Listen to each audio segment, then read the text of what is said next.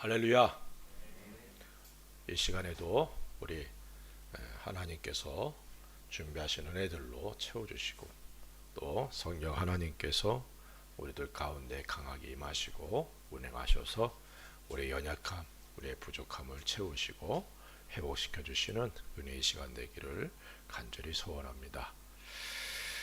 신앙생활을 하면서 우리들의 마음에는 하나님의 은혜와 복으로 채움받고자 하는 간절함이 있습니다.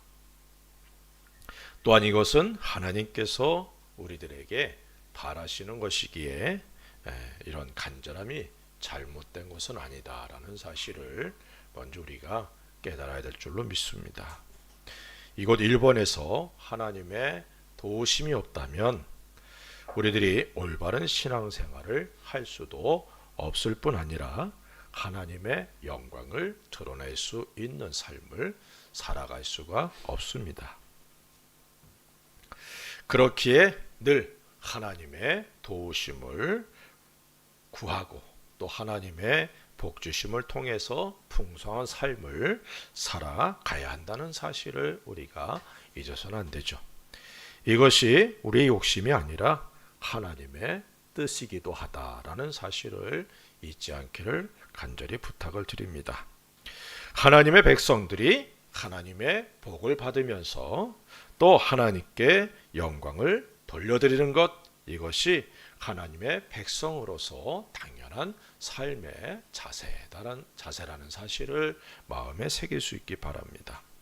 하나님은 생사화복을 주관하시는 분이시다라는 사실을 우린 잘 알고 있습니다.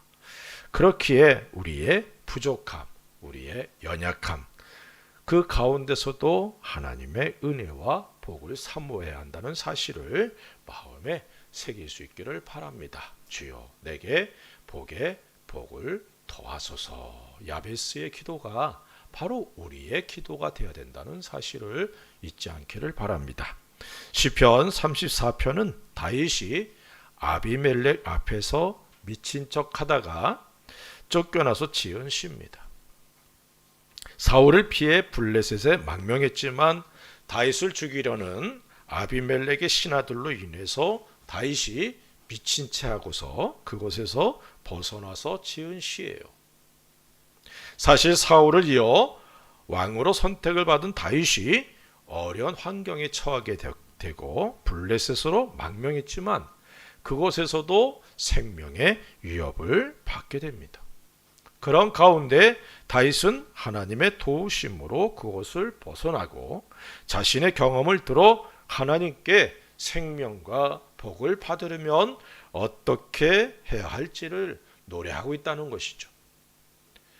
우리들의 삶에 하나님의 은혜와 복들이 임하기를 간절히 축원합니다. 특히 오늘의 말씀을 통해서 어떻게 해야 하나님의 복을 받으며 이 땅의 사람들에게 하나님의 영광을 드러낼 수 있는지를 살펴보고 도전을 받는 시간 되기를 간절히 바랍니다. 우리가 잘 알듯이 복에는 두 가지 복이 있습니다. 첫째는 무조건적으로 주어지는 구원의 복이 있어요. 하나님의 택하심을 받은 모든 그리스도인들에게 주어진 동일한 복, 구원의 복이죠. 이 복을 통해서 하나님께 복을 받을 수 있는 존재가 되었다는 사실을 성경은 분명히 말씀하고 있습니다. 다른 하나는 조건부 복입니다. 이 복은 우리들이 하나님의 뜻을 따라 순종할 때 주어지는 거예요. 성경의 많은 약속들 중에 하나님께서 요구하시는 행위가 있고 순종이 있죠. 그것을 행했을 때 하나님께서 주시는 복들이 성경에 무수히 기록되어 있습니다. 우리는 그것을 복받았다 이렇게 얘기를 하는 거죠. 하나님의 복을 받은 것, 구원의 복을 제외한 모든 것들은 조건적인 조건이 따른 복이라는 것입니다. 그렇기에 우리가 하나님께 복을 받기 원하면서도 하나님이 무엇을 원하시는지 알지 못한다면 하나님의 복을 받을 수 있는 그런 통로 자체가 막혀버리고 있다는 사실을 잊지 않기를 주의 이름으로 부탁을 드립니다. 그래서 우리는 말씀을 통해서 어떻게 해야 하나님의 복의 자리에 거하며 하나님의 복을 받고 하나님께 영광을 돌릴 수 있는지를 알아가야 된다는 것이죠. 그리고 그 하나님의 복을 받기 위해서 하나님의 요구에 순종하는 우리가 되기를 간절히 소원합니다. 그래서 하나님께 생명을 받고 또한 하나님의 복으로 가득하게 되는 생애가 되기를 우리 주 예수 그리스도의 이름으로 축원을 드립니다. 12절과 13절에 이렇게 말씀합니다. 생명을 사모하고 연수를 사랑하여 복 받기를 원하는 사람이 누구뇨? 내 혀를 악에서 금하며 내 입술을 거짓말에서 금할지어다. 첫 번째, 하나님께 생명과 복을 받기를 원한다면 말 조심을 해야 된다. 입을 조심해야 돼. 혀를 조심하라. 이렇게 말하고 있습니다. 우리가 잘 알듯이 말에는 성취 능력이 있습니다. 그러므로 성경은 우리들이 말을 함에 있어서 신중해야 될 것을 강조하고 또 강조하고 있다는 사실입니다. 또한 우리들이 말하는 그대로 하나님께서 행하신다는 사실도 잊지 않기를 바랍니다. 물론 하나님께서는 사랑이 많으셔서 우리의 말하는 그 말 그대로 행하신다면 우리 다 죽고 말았을 거예요.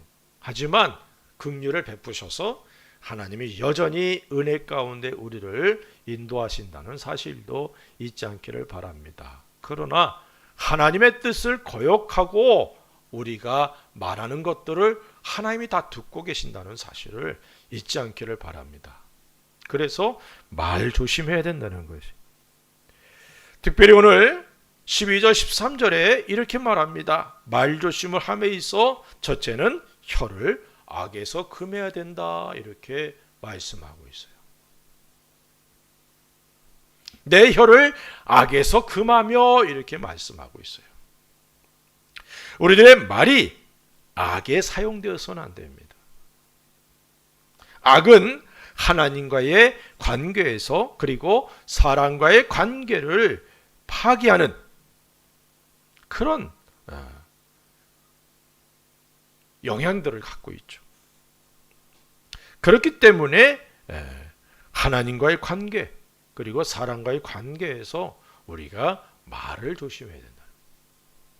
먼저 하나님과의 관계에서 우리들이 불신앙적인 언어들이 있어서는 안 된다는 사실입니다.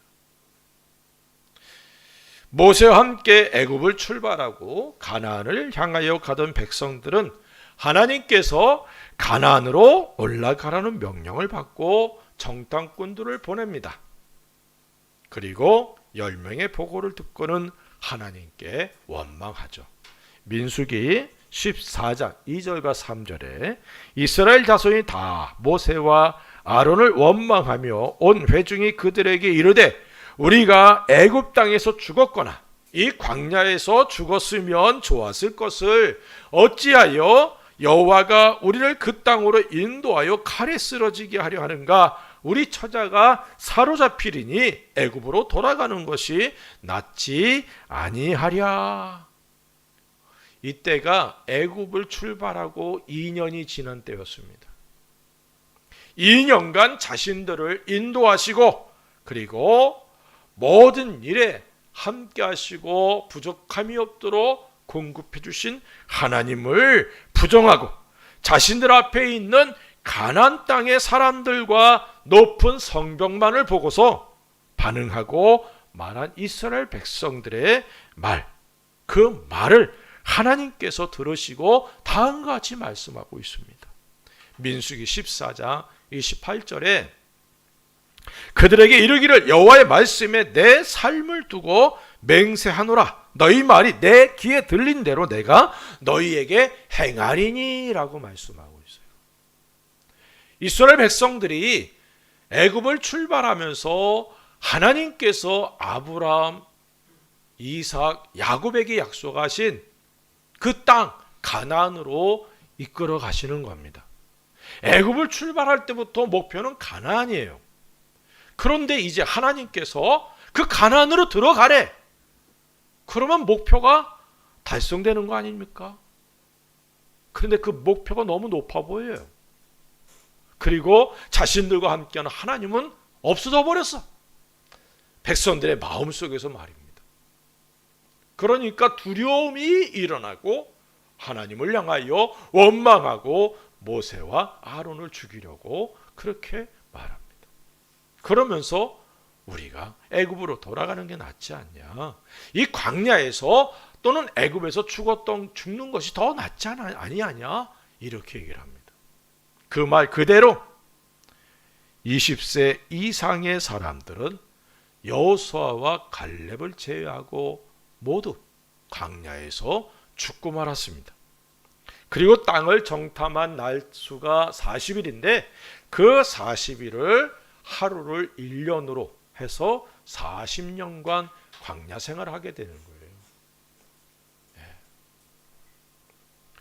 백성들은 애굽에서 하나님의 크신 능력을 친히 경험했습니다.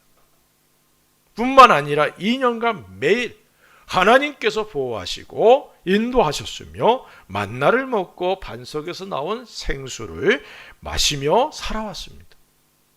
그러나 그들의 언어는 여전히 하나님을 인정하지 않았다는 것이죠. 오직 두 사람만이 하나님을 인정하는 언어를 사용합니다. 우리들의 언어가 불신앙적인 언어가 되어서는 안 된다는 겁니다. 여호수아 갈렙과 같은 언어를 사용할 수 있는 저와 여러분들이 되기를 바랍니다. 민수기 14장 8절 9절에 이렇게 말합니다. 여호와께서 우리를 기뻐하시면 우리를 그 땅으로 인도하여 들이시고 그 땅을 우리에게 주시리라. 이는 과연 젖과 꿀이 흐르는 땅이니라. 다만 여호와를 거역하지는 말라. 또 그 땅 백성을 두려워하지 말라. 그들은 우리의 먹이라. 그들의 보호자는 그들에게서 떠났고 여호와는 우리와 함께 하시느니라. 그들을 두려워하지 말라 하니. 여호수아 갈렙의 눈에도 가나안 땅의 성벽들은 높고 그 땅의 거민들은 다 용사들이에요. 하지만 여호수아 갈렙의 눈에 그들만이 보인 것이 아니라 자신들과 함께 하시는 하나님을 늘 보고 있었다는 것이죠. 애굽에서 자신들을 건져내 주신 하나님,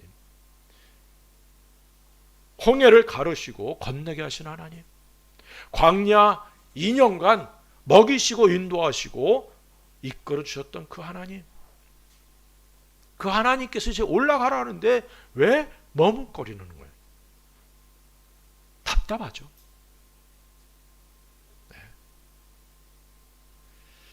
두 사람은 하나님께서 기뻐하실 언어를 사용합니다. 하나님께서 함께 하시기에 가나안 땅의 거인족들도 자신들의 먹이 우리의 밥이다 이렇게 고백하고 있습니다. 하나님께서 함께 하심을 믿고 선포했던 그들의 말은 그대로 하나님께서 기뻐하시는 말이 되었고 그들만이 가나안에 들어가 정복하는 귀한 복을 받게 되었다는 사실입니다. 그 당시 백성들은 여호수아 갈렙의 말을 듣지 않았어요. 믿지 않았어요. 받아들이지 않았다는 겁니다. 하지만 하나님께서는 그 말을 들었어요. 그리고 그 말을 듣고 가나안 땅에 여호수아 갈렙이 백성들 20세 미만의 백성들을 이끌고 들어가도록 하시는 겁니다. 하나님께서 기뻐하시는 언어, 하나님을 거역하지 않는 언어, 하나님께서 함께 하심을 인정하고 고백하는 언어, 이러한 언어를 우리가 사용해야 될 줄로 믿습니다. 사람과의 관계에서도 우리들의 언어를 잘 사용해야 돼요. 마태복음 5장 22절에 이렇게 말합니다. 나는 너희에게 이르노니 너희의 형제에게 노하는 자마다 심판을 받게 되고 형제를 대하여 나가라 하는 자는 공회에 잡혀가게 되고 미련한 노비라 하는 자는 지옥불에 들어가게 되리라.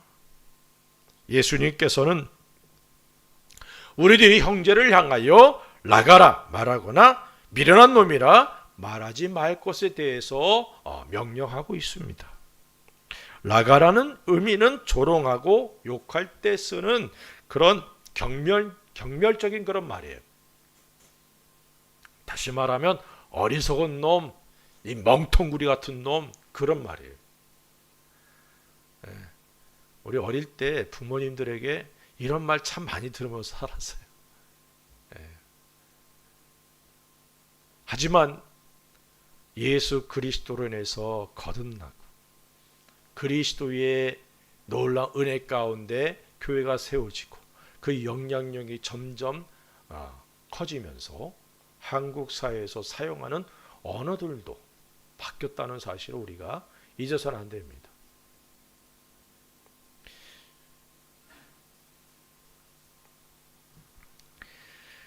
하나님의 형상을 닮은 이 형제 자매들, 사람들에 대해서 경멸하는 것은 곧 창조주 하나님을 경멸하는 것과 같아요.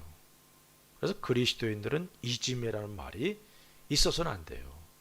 교회 안에서 왕따, 교회 안에서 이짐에 이런 것 자체가 있어서는 안 된다는 사실을 잊지 않기를 바랍니다. 사람의 외모가 어떻든 사람을 경멸하는 것은 하나님 앞에 악이라는 사실을 깨닫게 되기를 바랍니다. 마태복음 15장 26절부터 28절에 이렇게 말씀합니다. 대답하여 이르시되 자녀의 떡을 취하여 개들에게 던짐이 마땅하지 아니하니라. 여자가 이르되 주여 올소이다마는 개들도 제 주인의 상에서 떨어지는 부스러기를 먹나이다 하니 이에 예수께서 대답하여 이르시되 여자여 내 믿음이 크도다. 내 소원대로 되리라 하시니 그때로부터 그의 딸이 나으니라. 예수님께 나왔던 가나안 여인이 예수님께 대답한 말로 인해서 그 딸이 치료받게 되었다라는 사실을 기록하고 있습니다. 이런 믿음의 말을 통해서 자신과 다른 사람들에게도 유익을 주는 그런 우리가 되어야 될 줄로 믿습니다. 두 번째는 거짓말해서는 안 된다는 거예요. 거짓으로 다른 이들을 속이는 말을 사용해서는 안 된다는 사실을 말씀하고 있습니다.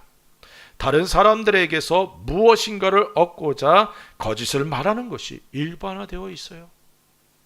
특별히 정치 지도자들이 얼마나 거짓말을 잘하는지 모릅니다. 정직한 사람은 오히려 왕따 당하는 게 정치계더라고. 그런데 그 거짓말을 분별을 못해. 그리고서 그 거짓말에 속아서 사람들이 잘못된 선택을 하는 경우들이 얼마나 많은지 모릅니다. 정직한 사람들, 부끄러움을 알 줄 아는 사람들, 수치를 알 줄 아는 사람들이 돼야 그래도 상식을 따라서 행하고 양심 있게 행하는 것입니다. 그렇지 않으면 독선에 빠지는 거죠.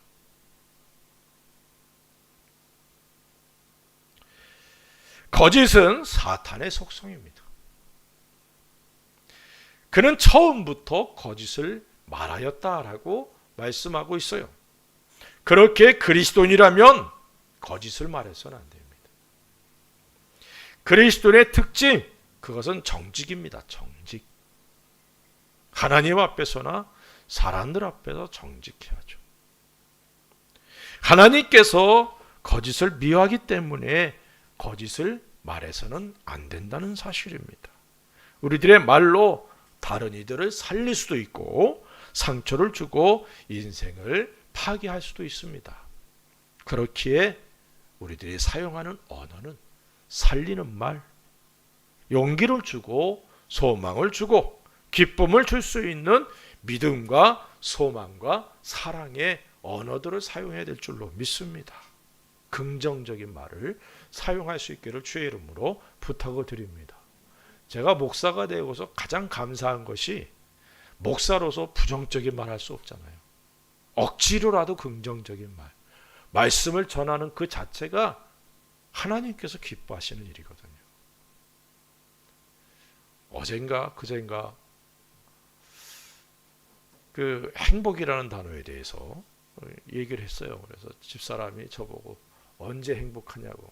가만히 생각해 보니까 저는 말씀 전할 때 행복하더라고요. 네. 말씀 전할 때 행복해요. 왜?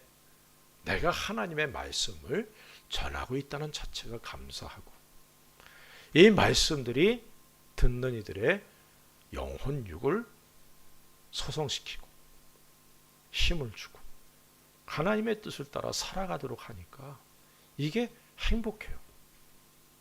강연을 하고 또 강의를 하고 이런 것도 좋은 일이겠지만 하나님의 사람으로서 하나님 말씀을 전하는 게 얼마나 행복한 일인지. 네. 여러분들에게는 어떤 일이 행복합니까? 우리들의 언어가 하나님께서 기뻐하시는 언어, 사람들을 살리고 힘을 주고 그리고 소망을 주는 그런 언어가 우리에게 있기를 주의 이름으로 부탁을 드립니다. 잠언서 11장 11절에 이렇게 말씀합니다. 성읍은 정직한 자의 축복으로 인하여 진흥하고 악한 자의 입으로 말미암아 무너지느니라. 정직한 사람들의 말로 인해서 성읍이 진흥된다, 이렇게 말하고 있어요. 그래서 정직한 사람들이 대우받고 정직한 사람들이 앞에 설 수 있는 그런 문화, 그런 사회, 그런 국가라면 그 국가는 계속해서 진흥하게 되어 있다. 그렇지 않으면 무너지는 거예요. 그래서 우리가 지도자들을 위해서 기도 많이 해야 됩니다.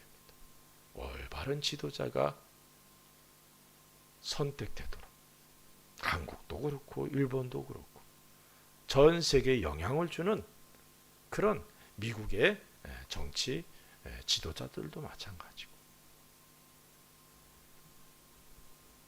우리들의 정직한 언어로 인해서 우리가 살고 있고 속해 있는 곳들이 하나님의 복을 받게 됨을 믿으시기를 바랍니다.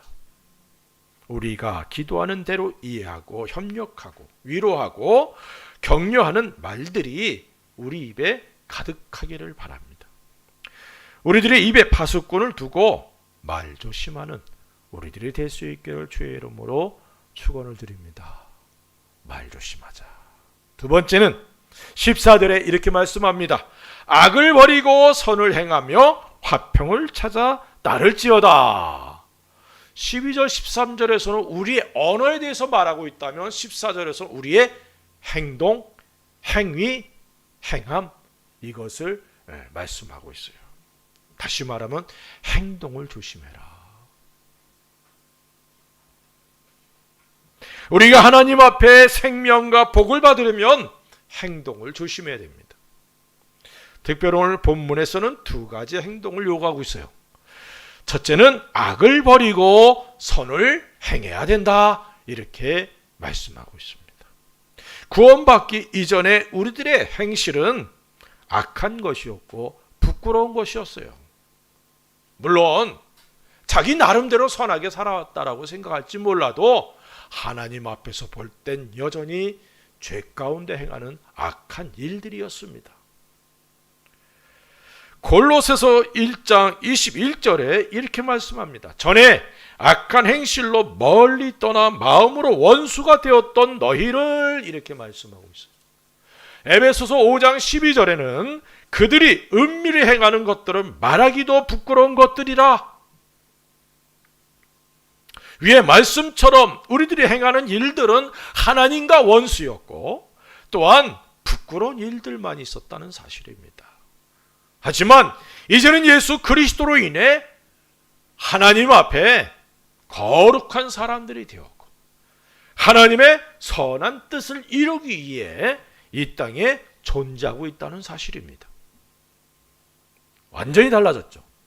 골로새서 1장 10절에 주께 합당하게 행하여 범사에 기쁘시게 하고 모든 선한 일에 열매를 맺게 하시며 하나님을 아는 것에 자라게 하시고 라고 말씀하고 있어요. 우리들의 삶이 하나님께서 합당하게 여기는 그런 삶이 될 수 있고 또한 하나님께서 기뻐하시는 그런 삶이 되고 풍성한 열매를 맺을 수 있도록 하나님께서 우리의 모든 것을 바꿔주셨다는 사실입니다. 그렇게 우리의 삶의 모습이 전과는 분명히 달라야 된다는 것이죠. 선한 일의 열매를 맺는 것, 하나님을 기쁘시게 하는 일입니다. 그래서 악에서 떠나고 선을 행하는 삶, 이것이 바로 우리들에게 요구되고 있다는 사실을 잊지 않기를 바랍니다. 그리스도인으로서 악을 행하는 것은 결국 하나님의 사랑과 은혜를 저버리는 행위가 되는 것이죠. 우리들이 그리스도의 사랑으로서 거듭난 하나님의 사람이며 십자가의 증인들이라는 사실을 잊지 않기를 바랍니다. 아무 죄도 없으신 예수님께서 십자가를 짊어지신 것, 그것은 우리들을 통해 이 땅에 선한 열매들이 가득하게 되기를 원하셨기 때문이라는 사실입니다. 우리들의 삶이 십자가의 증인이지 원수가 되어서는 안 된다는 사실을 잊지 않기를 바랍니다. 빌립보서 3장 18절에 보니까 내가 여러 번 너희에게 말하였거니와 이제도 눈물을 흘리며 말하노니 여러 사람들이 그리스도의 십자가의 원수로 행하느니라. 빌립보 교회는 사도 바울의 사역에 적극적으로 참여했던 교회입니다. 영혼을 구원하는 일에 열심히 했어요. 그럼에도 그들 중에 십자가의 원수로 살아가는 사람들이 있었다는 겁니다. 전도의 문을 막아버리는 행위들, 자신의 욕심에 이끌려 행한 결과들이라는 것이죠. 주님을 드러내고 주님께서 기뻐하시는 영혼 구원의 일을 이루어야 될 사람들이 자신의 욕심을 쫓아 선을 떠나 악을 행한다면 그것은 결국 하나님의 뜻을 저버리고 십자가의 원수로서 살아가는 것과 같다는 것입니다. 혹 나로 인해 사람들이 예수님을 믿고자 하는 마음이 사라지게 해서는 안 된다는 사실입니다. 한 영혼을 위해 하나님이신 예수님께서 십자가에서 죽으셨다는 사실을 잊지 않기를 바랍니다. 그러므로 우리들이 삶에 악을 떠나 선을 행하는 그런 귀한 모습들로 충만하게 되기를 바랍니다. 그리고 우리들의 모든 행실이 화평을 추구해야 된다라고 말씀하고 있어요. 신약과 구약에 큰 차이가 있다면 구약은 십계명과 율법을 통해 죄를 범한 사람을 죽이는 것이죠. 그러나 신약에서는 원수를 사랑하라는 사랑의 명령이 주어졌습니다. 물론 불법한 사람들을 무조건 용서하고 사랑하라는 의미는 아닙니다. 그렇게 된다면 사회는 악으로 가득하게 될 것이에요. 이 말은 사랑을 하나님의 형상을 가진 존재로 사람을 인식하고 그리고 그들에게 하나님의 사랑을 경험할 기회를 주라는 의미로 해석할 수 있죠. 비록 원수이거나 불법한 사람에게도 예수 그리스도의 복음을 전할 의무가 우리들에게 있다는 사실을 잊지 않기를 바랍니다. 그러므로 중재인이라 할지라도 사형을 시키는 것보다 영원히 사유하는 격리를 시키는 것이 필요하다, 이렇게 생각이 됩니다.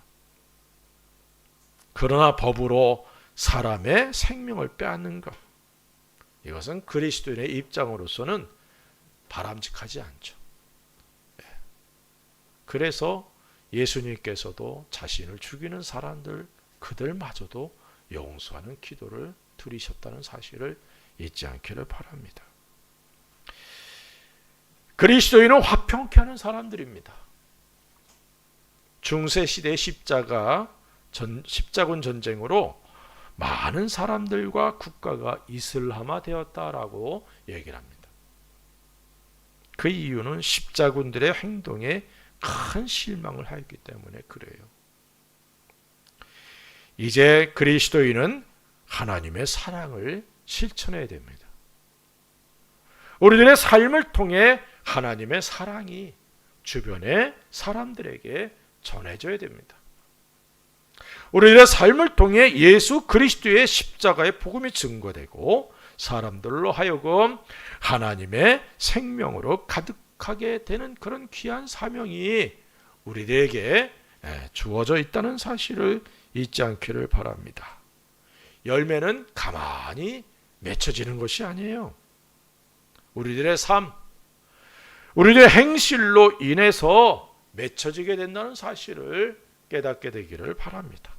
화평을 찾아 행하는 적극적인 생활을 통해서 풍성한 열매를 맺고 하나님께 영광을 돌릴 수 있는 우리가 될 수 있기를 간절히 축원을 드립니다. 세 번째는 15절에 이렇게 말씀합니다. 여호와의 눈은 의인을 향하시고 그의 귀는 그들의 부르짖음에 기울이시는도다 라고 말씀하고 있어요. 다윗은 우리들이 하나님께 생명과 복을 받길 원한다면 기도해야 된다라고 말씀하고 있습니다. 다윗은 기도의 사람이죠. 그의 시편은 하나님께 기도한 시들입니다. 그가 하나님께 기도해야 될 것에 대해 말하면서 하나님이 어떤 분이신가에 대해서 고백하고 있어요. 우리들이 기도할 때 우리 하나님은 어떤 분이신가? 내가 기도하는 그 기도를 우리는 하나님께 드리는데 그 하나님은 어떤 분이신가를 잘 알지 못한다면 안 되죠. 다윗은 분명히 자신이 기도하면서 하나님이 어떤 분이신가에 대해서 고백합니다. 첫 번째는 우리의 기도에 귀를 기울여 주시는 하나님이시다. 이렇게 고백하고 있어요. 그의 귀는 그들의 부르짖음에 기울이시는도다. 15절에 다윗은 하나님께서 우리들의 기도를 들으시고 도우시기를 원하시는 분이시다라고 고백하고 있습니다. 기도 자체가 사람이 필요해서 하나님께 구하는 그런 모습을 취하고 있지만 사실 성경을 보면 하나님께서 하나님의 백성들에게 너는 내게 기도해라, 기도해라, 기도해라, 기도해라 라고 요청하고 있다는 사실이에요. 예. 마치 아이에게서 눈을 떼지 못하는 어머니와 같이 하나님께서 우리들의 삶을 살피시고 도우시길 원하셔서 우리들에게서 눈을 떼지 아니하시는 분으로 묘사하고 있다는 사실입니다. 뿐만 아니라 우리들의 기도에 응답하시길 원하셔서 귀를 기울여 주시는 분이다. 우리의 기도에 귀를 기울이시고 응답해 주시는 하나님이심을 믿고 기도할 수 있는 저와 여러분 되기를 주의 이름으로 축원을 드립니다. 주여 내게 귀를 기울이심을 감사합니다. 기도에 응답해 주옵소서. 지난주에 우리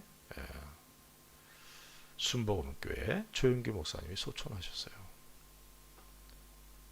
한 시대를 참 영적으로 이끌었던 분이다. 이렇게 말씀을 드릴 수 있습니다. 사람은 완벽하지 않기 때문에 실수도 있고, 그죠? 말로 인해서 잘못한 것도 있고, 그렇다 할지라도 그분의 주님을 향한 열정 그리고 영향력은 우리가 부인할 수 없습니다. 그분이 쓴 책 중에 4차원의 영적 세계인가? 아마 그런 제목의 책이 있습니다. 그분의 기도의 모습이 잘 기록되어 있어요. 우리의 기도를 들어주시는 하나님이심을 우리가 잊지 않고 기도할 수 있기를 바랍니다. 두 번째는 환난에서 건져주시는 하나님이시다라고 고백합니다. 17절에 의인이 부르짖음을 여호와께서 들으시고 그들의 모든 환난에서 건지셨도다. 다윗은 아비멜렉에게 망명해서 사울을 피하고자 했습니다. 그런데 오히려 아비멜렉의 신하들에 의해서 생명의 위험에 빠지게 되었습니다. 사무엘상 21장 11절에 이렇게 말합니다. 아기스의 신하들이 아기스에게 말하되 이는 그 땅의 왕 다윗이 아니니까. 무리가 춤추며 이 사람의 일을 노래하여 이르되 사울이 죽인 자는 천천히요 다윗은 만만히로도 하지 아니하였나이까 한지라. 그래서 다윗을 이 기회에 죽여야 된다라고 얘기하는 겁니다. 이런 위험 가운데 다윗은 하나님께 기도합니다. 기도의 결과로 그는 아비멜렉에게서 벗어날 수가 있었어요. 아기스 또는 아비멜렉 이렇게 얘기를 하죠. 하나님께서는 다윗의 모든 환난 가운데서 건져주신 분입니다. 그리고 그를 이스라엘의 왕으로 세우셨다는 사실을 우리는 잘 알고 있죠. 하나님께서는 환난 가운데 기도하는 사람들에게 응답하시고 건져주시는 분임을 믿으시기 바랍니다. 시편 50편 15절에 환난 날에 나를 부르라 내가 너를 건지리니 내가 나를 영화롭게 하리로다 라고 말씀하고 있어요. 환난의 날 우리들은 누구를 의지하고 누구에게 도움을 구합니까? 너무나 당연한 대답이겠지만 오직 하나님을 의지하고 도움을 구할 수 있는 우리가 되기를 바랍니다. 하나님은 전능하신 분이시고 말씀하신 것들을 반드시 이루시는 신실하신 분임을 믿으시기 바랍니다. 다윗은 다음과 같이 고백하기도 합니다. 19절에 의인은 고난이 많으나 여호와께서 그의 모든 고난에서 건지시는도다. 의인은 평탄한 삶을 살 것이다 이렇게 생각하지 않아요? 그런데 다윗은 고백하기를 의인은 고난이 많으나 이렇게 고백하고 있어요. 우리의 길이 고난의 길임을 잊지 않기 바랍니다. 그러나 하나님께서는 그의 모든 고난에서 건져주시는 분이라는 사실도 잊어서는 안 되죠. 의인으로서 하나님의 뜻을 따라 살고자 하면 여러 가지 고난과 환난을 만나게 됩니다. 그럴 때에 우리 하나님께 기도하고 응답받고 하나님의 도우심을 받을 수 있는 저와 여러분들이 되어야 될 줄로 믿습니다. 세 번째로는 가까이 해주시는 하나님이시다 이렇게 고백합니다. 18절에 여호와는 마음이 상한 자를 가까이 하시고 중심으로 통회하는 자를 구원하시는도다. 하나님께서는 택한 자들이 어려움에 빠지거나 마음에 큰 상처를 받을 때에 가까이 해주시는 분입니다. 힘들고 외로울 때에 찾아오시고 함께 해주시는 하나님을 믿으시기를 바랍니다. 늘 우리와 함께 하시는 하나님을 믿을 때 이 땅에서 선을 행하고 하나님의 뜻을 따라 살아갈 때 올 수 있는 외로움과 낙심을 이길 수 있는 힘이 된다는 사실을 믿으시기를 바랍니다. 제가 일본에 오기 전에 하나님께 기도하는데 기도 가운데 하나님께서 내가 너와 함께 하겠다. 제가 일본에 올 때 하나님께 받은 약속은 이것이었어요. 내가 너와 함께 하겠다. 그리고 비록 힘들고 어려운 일들이 참 많았지만 그 가운데 늘 함께 해주신 하나님을 경험하며 지금까지 왔습니다.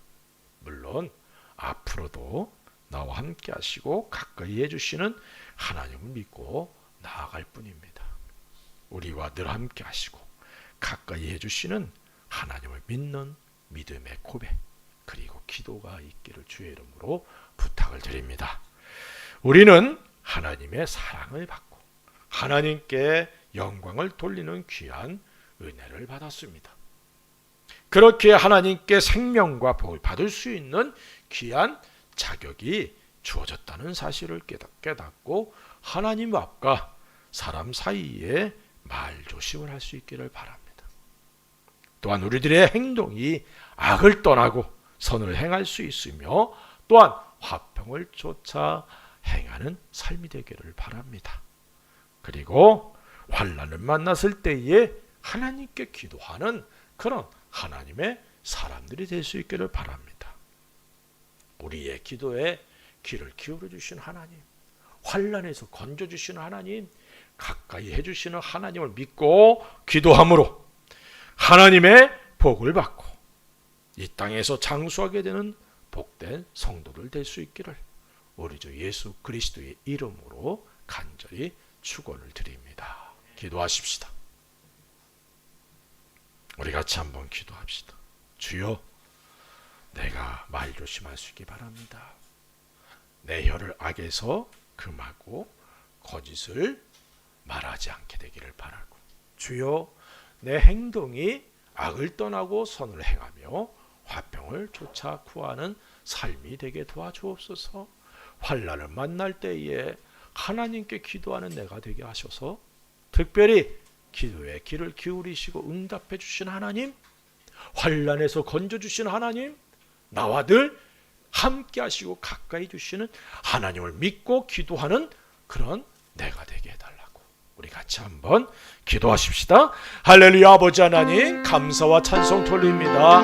이 시간에도 우리가 아버지의 말씀을 통해서 다윗이 생명과 복 받기를 원한다면 말조심을 해라.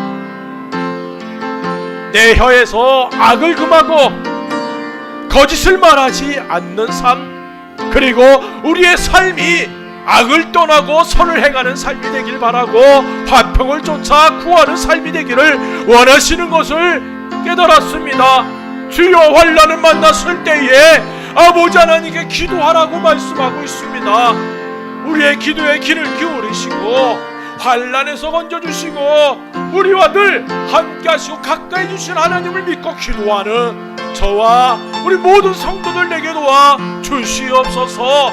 그래서 생명과 복을 받는, 그래서 하나님께 영광과 찬양 돌릴 수 있는 우리가 되기를 간절히 소원합니다.